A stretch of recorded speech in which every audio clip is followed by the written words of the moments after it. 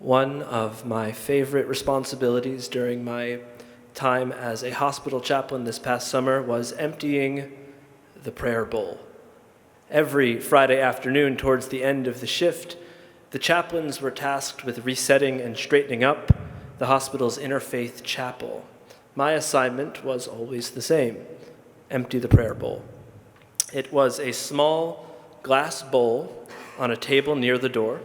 Beside it were a few pencils, a stack of small, colorful slips of paper, and a sign that read, "Leave a prayer." And people did.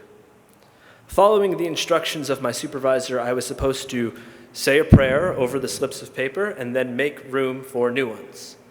I asked, "What should I do with the old prayers?" "That's up to you," she said.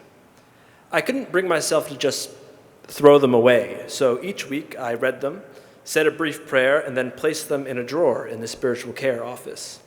At first, it felt a little silly. I was standing over a glass bowl, waving my hand above anonymous prayers, mumbling something I wasn't even sure qualified as prayer.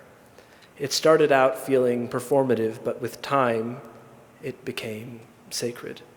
Some prayers were straightforward and heartfelt. I pray for healing. I pray for a new job.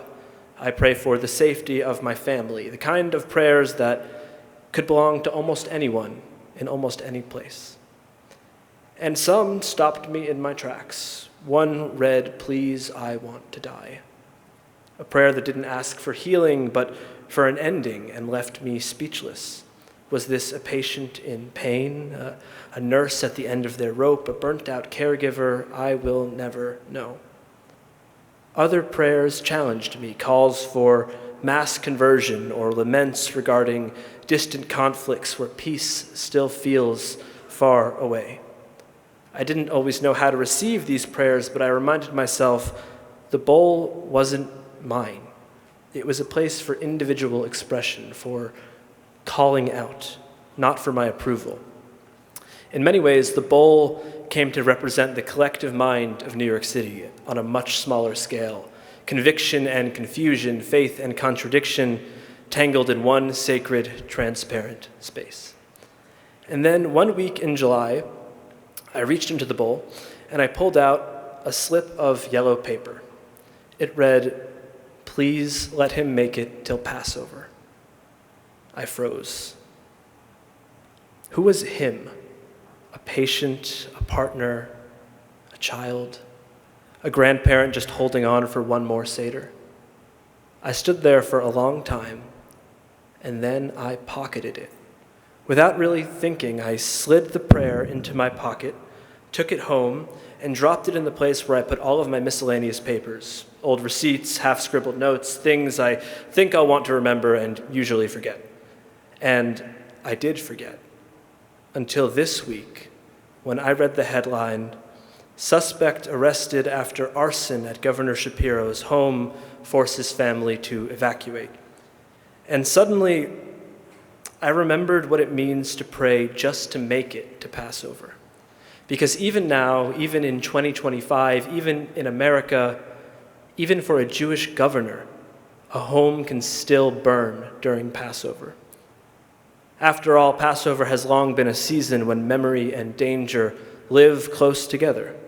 In 1171, during the Passover season, the Jews of Blois, France, were accused of having crucified a Christian child, one of the earliest recorded blood libel cases in Europe. No proof was ever found, but the accusation stuck.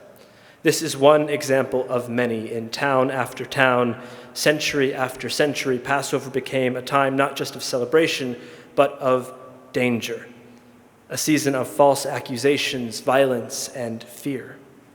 After the accusation in Blois, 31 Jews were arrested and given the chance to convert. They refused. They were burned alive. As the fire rose, they sang Aleinu, the adoration, the prayer we often recite by rote near the close of every service. It became their final act of identity, their last act of faith, their final prayer. The Jews of Blois died on the 20th of the Hebrew month of Sivan. Today is the 20th of Sivan, nearly 9 centuries later. They didn't make it to freedom. They didn't make it out of that narrow place, but they made it to Passover. They have become part of our Passover story. The word for a narrow place in the Hebrew language is hametzar, which shares its root with the word Mitzrayim, which we refer to in our Passover story as Egypt. It is customary during Passover to recite a portion of liturgy known as Hallel, Psalms of Praise. Among them is Psalm 118. It reads, Min hametzar karati Yah. From the narrow place I called out to God. Anani v'merchav Yah. God answered me with expansiveness. The move from narrow to expansive isn't always immediate, but it begins with calling out, whether that be a plea for help, a final act of identity and defiance, or a simple prayer on a yellow slip. This morning, I spent a while digging through old papers. After flipping through dozens of tax documents and service cue sheets, I found the yellow slip. I stood there for a long time, and then I put the slip of paper into my pocket and brought it to work with me so that despite death, illness, fire, libel, or war, at the very least, in one way or another, this person would make it to Passover.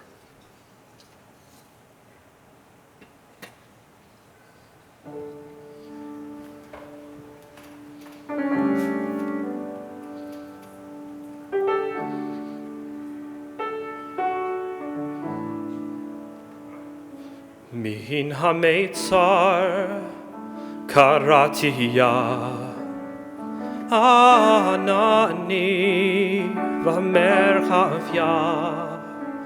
Min hametzar karati Yah, Anani v'merchav Yah. Odecha ki ani tani v'tehili lishua. Odecha ki ani tani v'tehili lishua.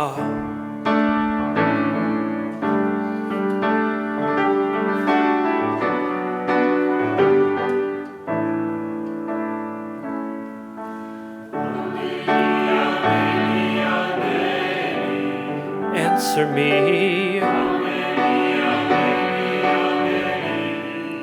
Answer me.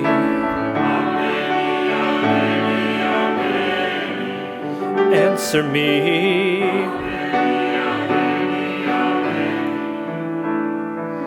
I called out to you from a narrow place.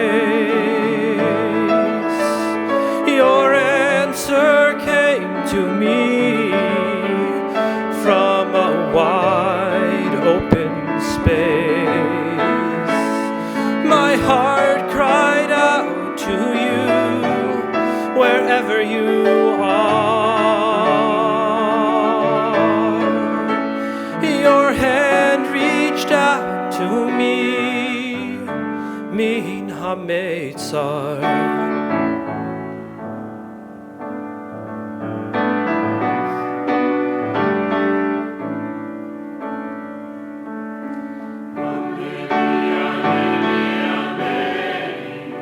Answer me.